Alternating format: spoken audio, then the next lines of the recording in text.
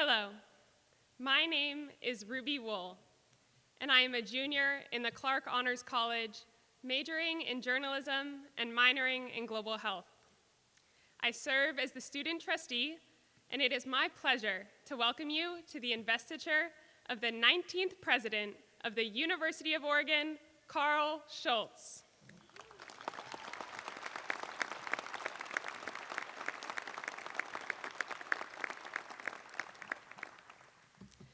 It has been rewarding to work with President Scholz this year on the Board of Trustees and to be part of the Oregon Onward events and meetings that look toward the future of our university. From day one, President Scholz has demonstrated his desire to advance education and build a cohesive community through his willingness to engage with students, faculty, and staff. On a personal note, I have had the opportunity to spend some time with his wife, Melissa, whose success in her field is something, as a woman, I aspire to. I am equally impressed when I see President Scholz on his early morning run through our beautiful campus. I am excited for the vision he will share today and what it means for my fellow students and future students at the UO. Now, if you are able, please join me in standing for the presentation of the colors.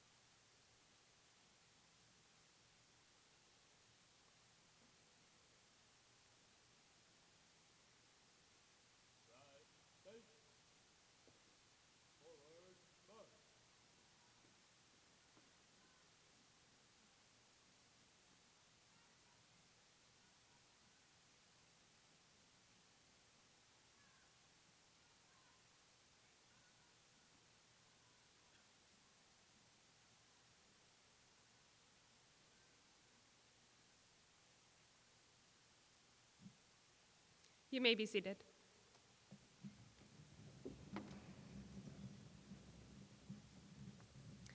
Thank you to the UO ROTC and the award-winning School of Music and Dance Chamber Choir. I am now proud to introduce the Grand Ron Singers, who will present President Scholz with an honor song.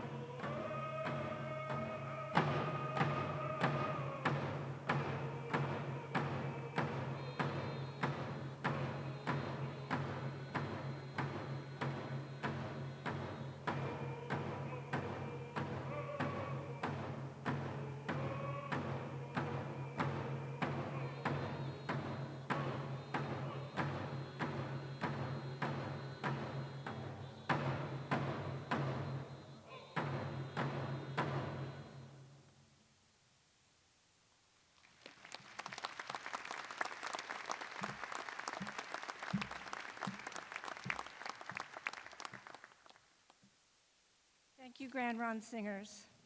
Good afternoon and welcome to the investiture of John Karl Scholz, the 19th President of the University of Oregon. I'm Karen Ford, Interim Provost and Senior Vice President for just one more day. I arrived on campus in 1992 as an assistant professor, and this is my 5th investiture.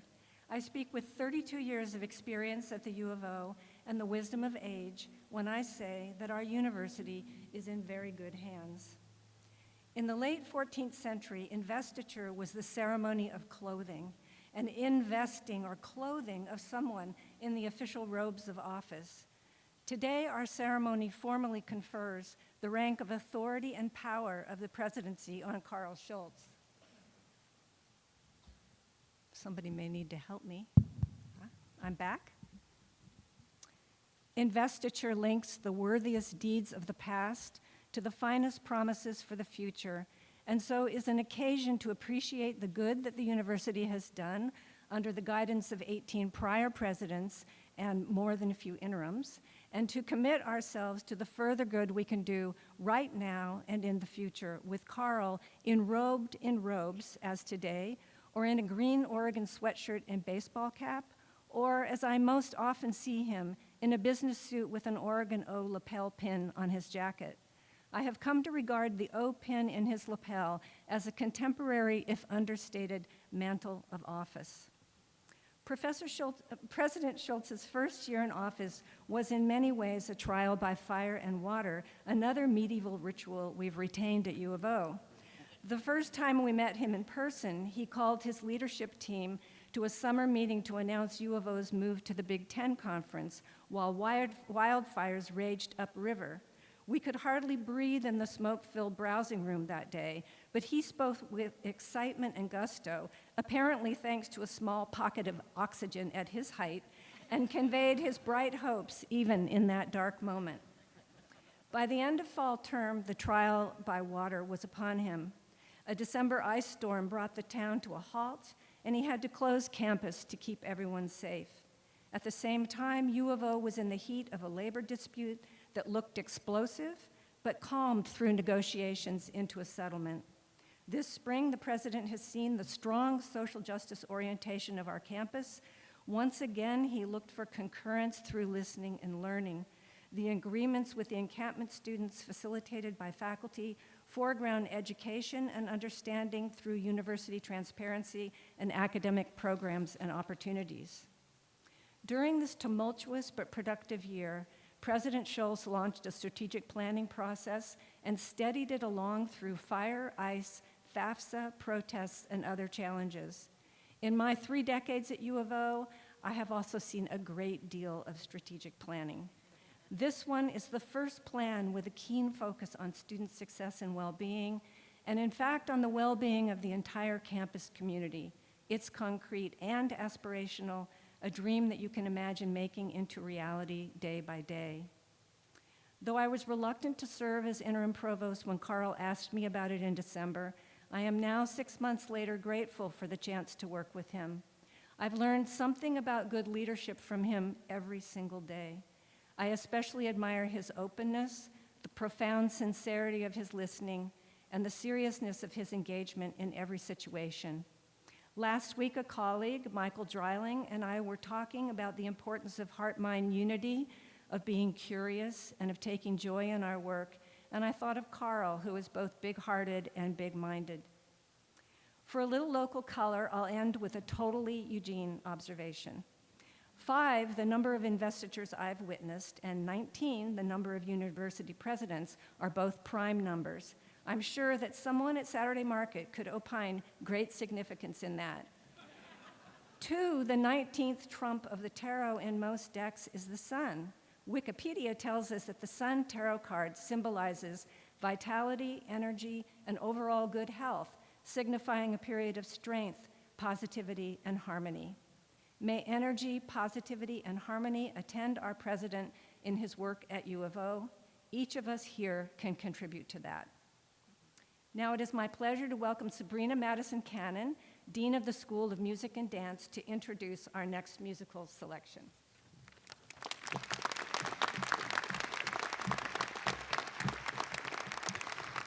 Thank you, Interim Provost Ford.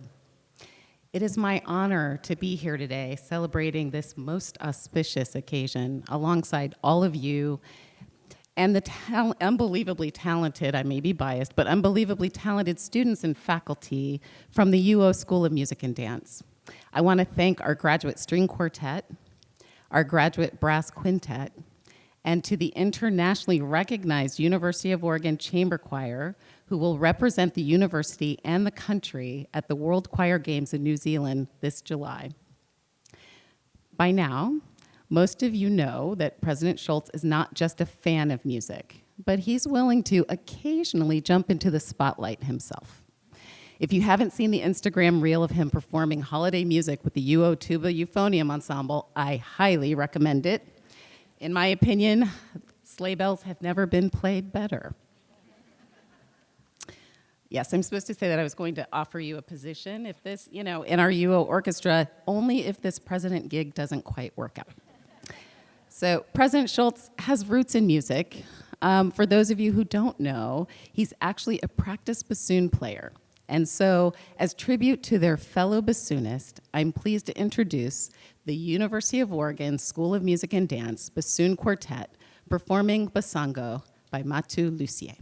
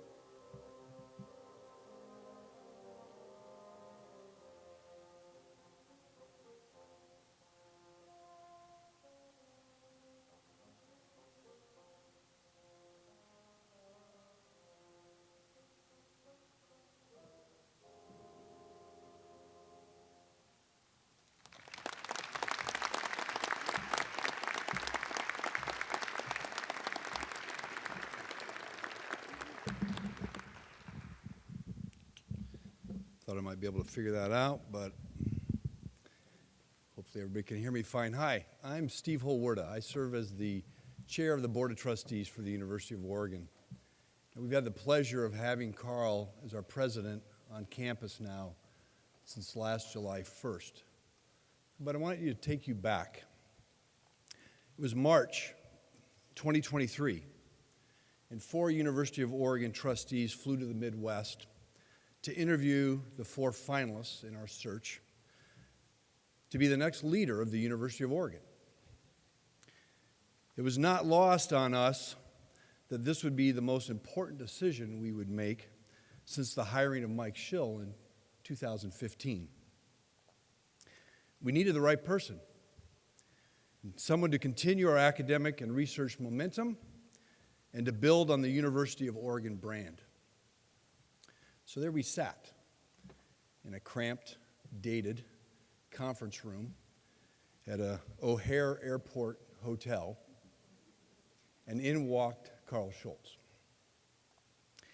He smiled with his sincere Midwestern aw shucks charm. He said hello, and we talked. We asked questions, he asked questions, and we listened, and he listened. And we dreamed for more than 2 hours about the future of the Ducks. When he left, we knew we had found the 19th president for the University of Oregon. Why were we so confident? What was it about Karl? There were 3 things I want to share with you. The first 2 are pretty objective facts. He's done it before. He has proven experience in leadership at a top 20 university. He was the dean of the College of Letters and Science at Wisconsin for 6 years before being provost for the next 4.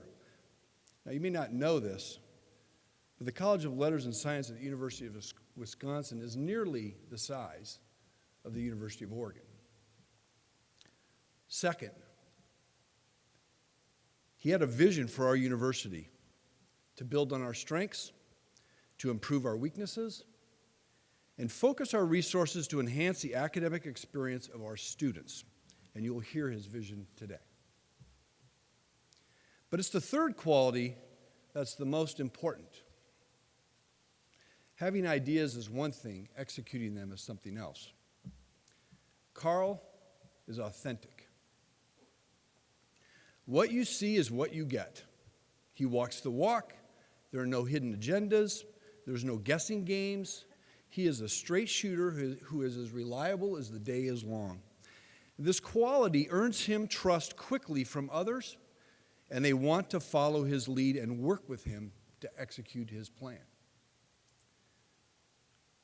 Karl's authentic emotional intelligence makes him the leader who will pull the students, the faculty, alumni, and friends of the University of Oregon forward together for the next decade.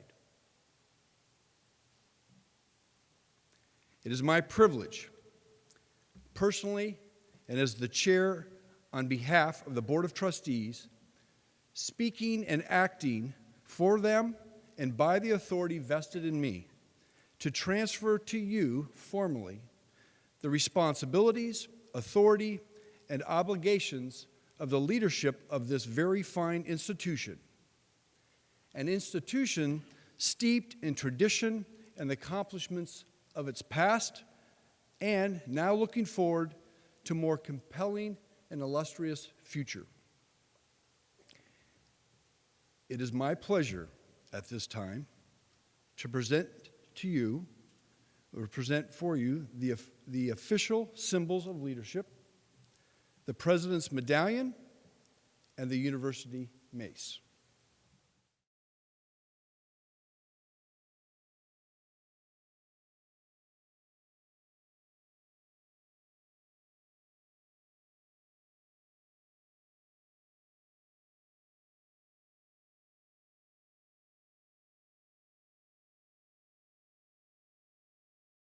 Cannot tell you from the bottom of my heart how grateful I am for all of you to be here and to come out in the way that you have, and then to join us here. So thank you.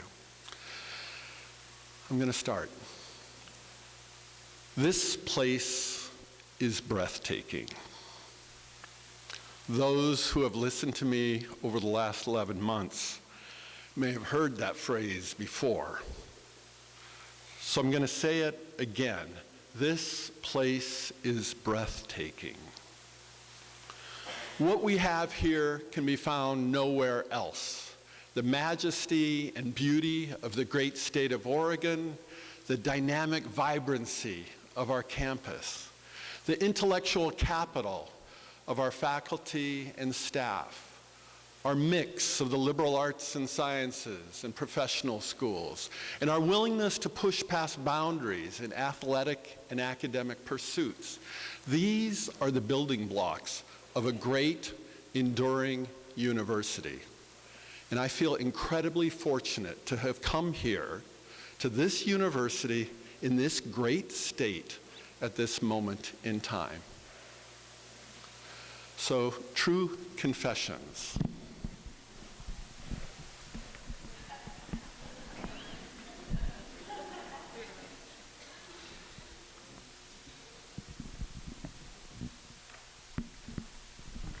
True confessions.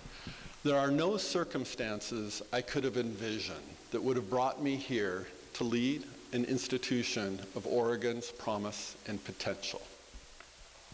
Last year, after 35 years at the University of Wisconsin-Madison, Melissa and I were finalizing plans for the next phase of our lives, a future of light teaching, personal time, and extensive travel. New Zealand, Italy, Argentina. Sounds lovely, doesn't it? I tried to be excited. I did. This is a very melancholy, serious part of the speech. Right? I tried to be excited, but in truth, I was heartbroken. I was heartbroken because someone else got what I thought was my dream job. What I really wanted, what I was passionate about, was to have the opportunity to lead a great university. I had come close, but it seemed fated not to be. And then came a series of unforeseen and seemingly coincidental events. And then a call, a conversation, an airport interview in a not very nice room, trip to Portland and then to Eugene, and many amazing months later, I find myself standing here before you, the luckiest person in the world. So like winning the lottery, when you realize you're the luckiest person in the world, you don't spend much time asking how you got there. As it turns out, the question you ask is, what does the luckiest person in the world now have the opportunity to do? So I'd like to spend our time today answering that question, telling you the future I see for the University of Oregon and some of the many reasons why I feel so fortunate to be here today.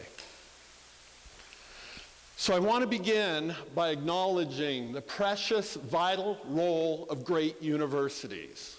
Those gathered here today have chosen careers in the rarest of all vocations, an ancient and collective cause driven not by gain, but by the creation and dissemination of knowledge.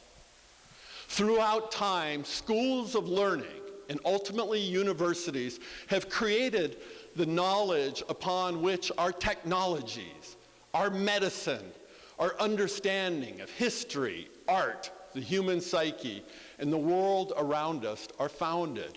A community designed to continually create, share, test, and validate new knowledge, not for our own benefit, but for the benefit of all of society. This is a process both universal and incredibly rare. And frankly, the world needs higher education now more than ever. The challenges we face across our globe are large and complex. They ignore equally the human constructs of borders and politics, ideology and geography, race and creed. The issues facing us demand that we employ the very thing the world resists: big ideas, cross-disciplinary work, critical thought, engagement, and dialogue. They demand both blue sky research focused on a future not yet imagined, and scholarship that delivers insight gleaned from our past. Our students, our industries, our governments, and larger society need the deep thinking, bold vision, and continual contributions of great universities like the University of Oregon. So how will we meet this moment?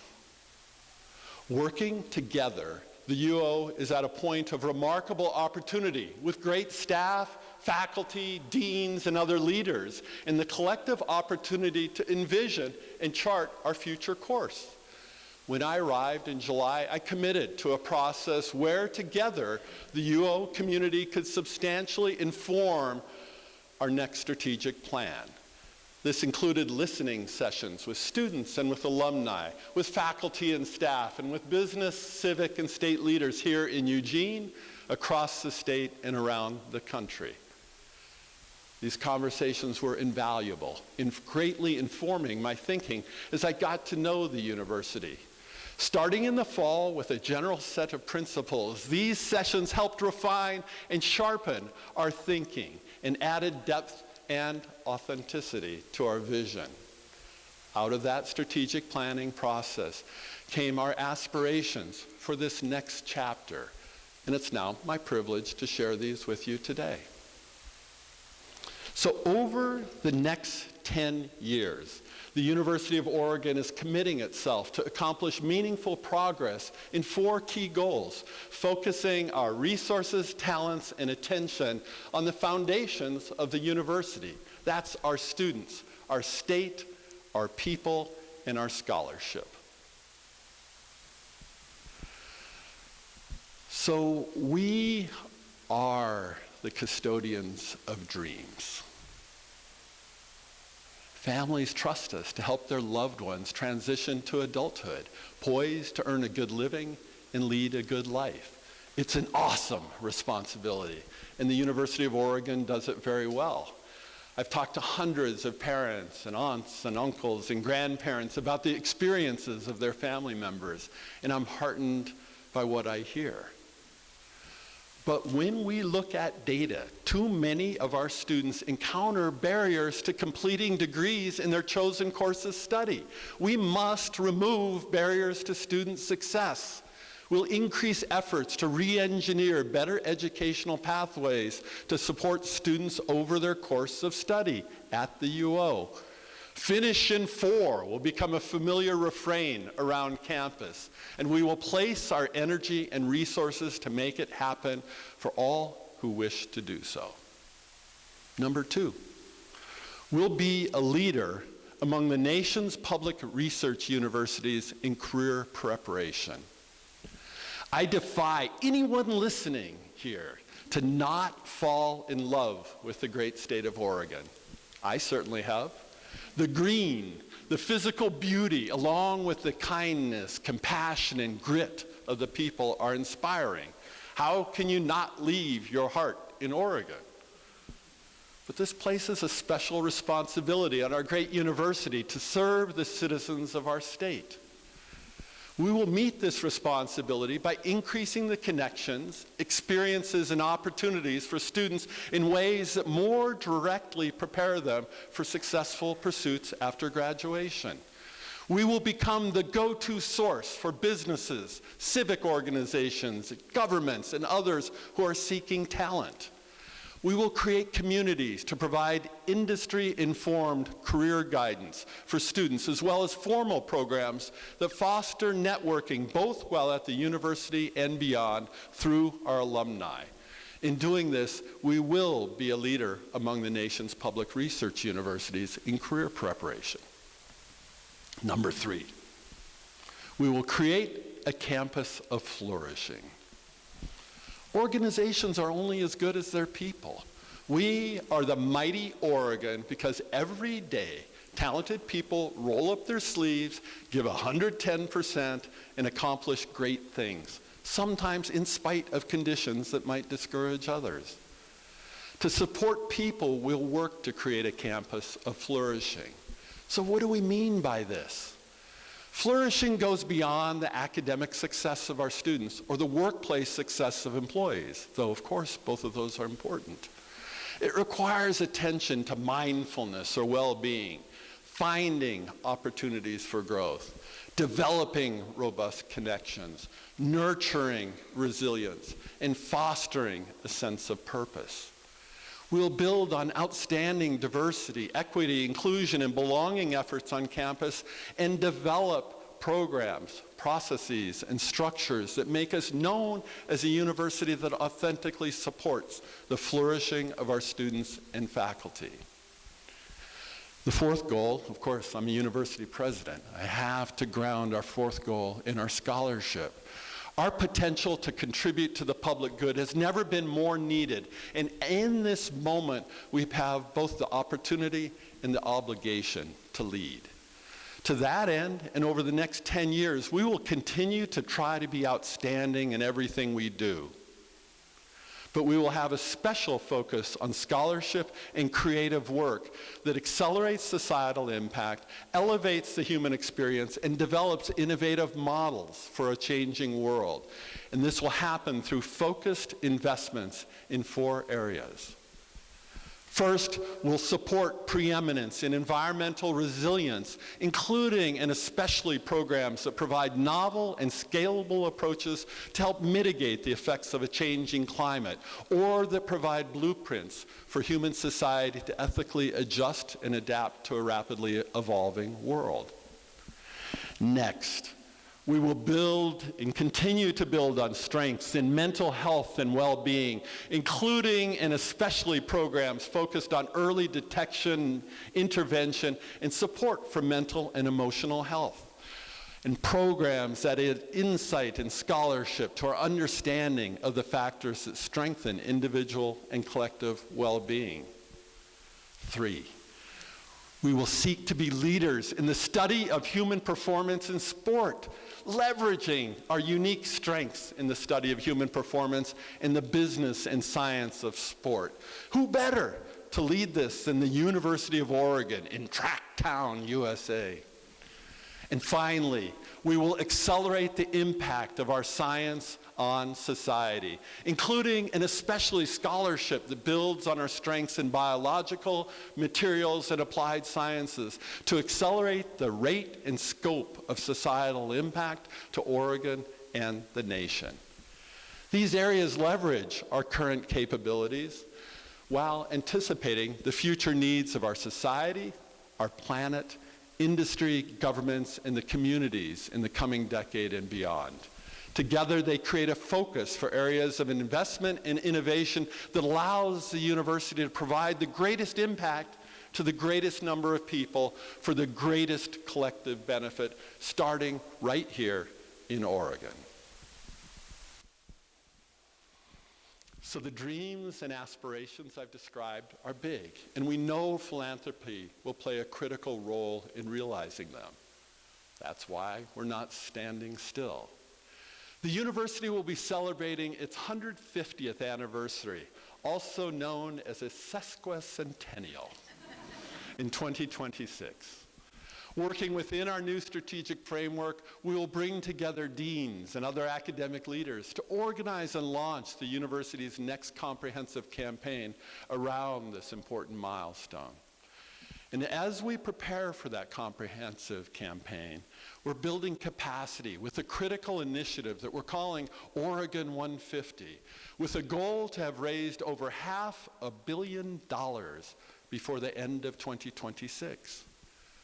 I'm delighted and grateful to announce that this initiative was inspired by a lead gift of $100 million for scholarships from Connie and Steve Ballmer.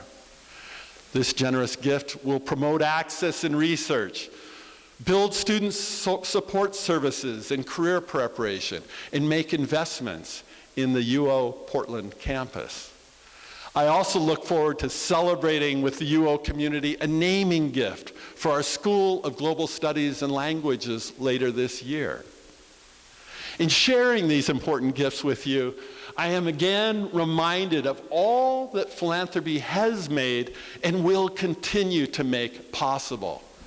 As I stand here in the Matthew Knight Arena, I'm overwhelmed when I think of our Knight Library, the Knight Law Center, our Knight professors, the Knight Campus for accelerating scientific impact, and I could go on and on. So I want to thank Phil and Penny Knight. and the UO donor community, past, present, and future. I'm deeply grateful and excited by what we can build together. And before I finish, there are a few others whom I'd also like to express my gratitude. This is the part of the speech where I say, I'd like to thank Valvoline Motor Oil for keeping my car running smoothly, and my elementary school teacher. All right. But I'm going to do this a little bit differently. All right. My parents have both passed away. They would be in utter disbelief and unimaginably proud of this moment. Melissa, who followed her boyfriend to Wisconsin 36 years ago.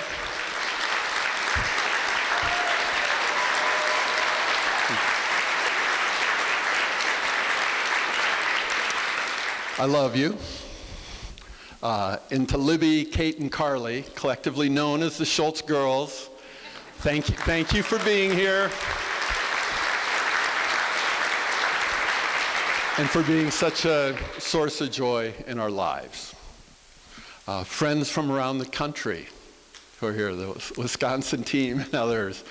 My thesis advisor, John Chauvin, and his wife, Katie. You know, college presidents from around Oregon. I cannot believe, thank you so much for being here.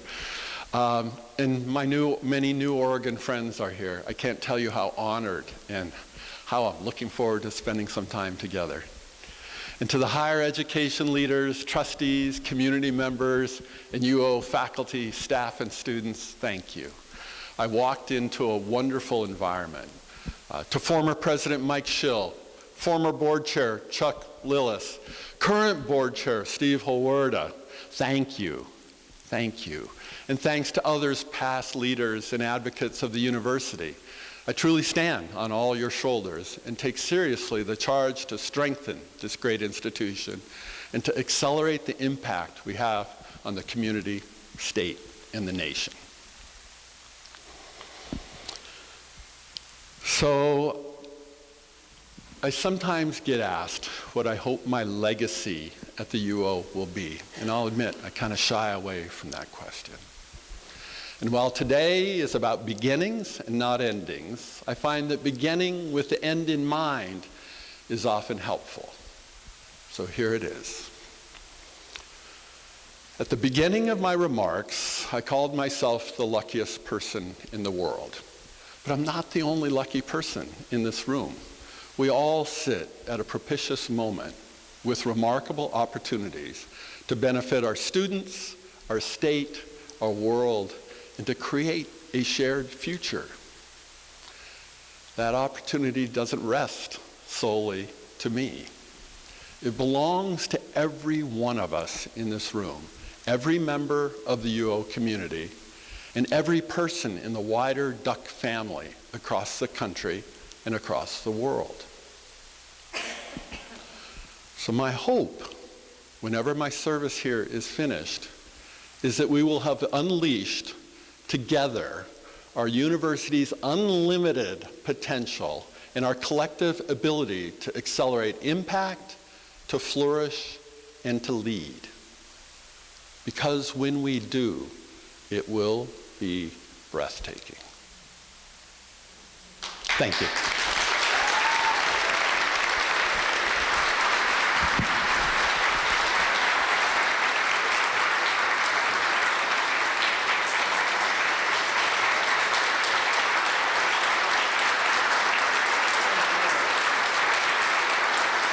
Thank you all. Thank you all.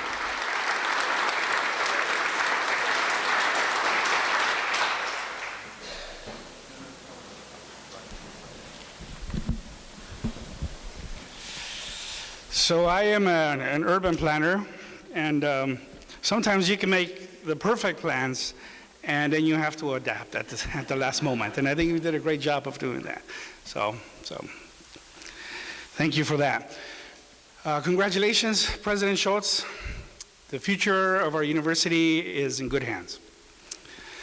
I am George Sandoval. I'm a professor of planning, public policy, and management, and I'm also the president of the University Senate. I am deeply grateful to my fellow senators and faculty colleagues present today. Your participation in this ceremony demonstrates our commitment to the success of this university. I want to share an important part of my personal background. I'm extremely proud to have attended public schools all of my life. So from kindergarten to my PhD at UC Berkeley. I've also only worked at public universities. And I've done that on purpose. I've been trying to, Harvard's tried to recruit me, Columbia, Cornell, but I only work at public universities for a reason. So this is why I take the university's public service mission so seriously. To attain this mission, we need to continue improving our shared governance, which refers to the joint responsibility of faculty, administrators, and governing boards to govern colleges and universities. This investiture, like springtime, brings a new beginning that epitomizes the best aspects of our university. Today is essential for the university as we entrust the future of our university in a new leader. So I have a few requests for President Scholz. We've worked closely this year through a lot of difficult situations. So when making decisions, please keep an open mind, listen attentively, empathize with those you disagree with, and be flexible. In other words, don't think like an economist. Okay?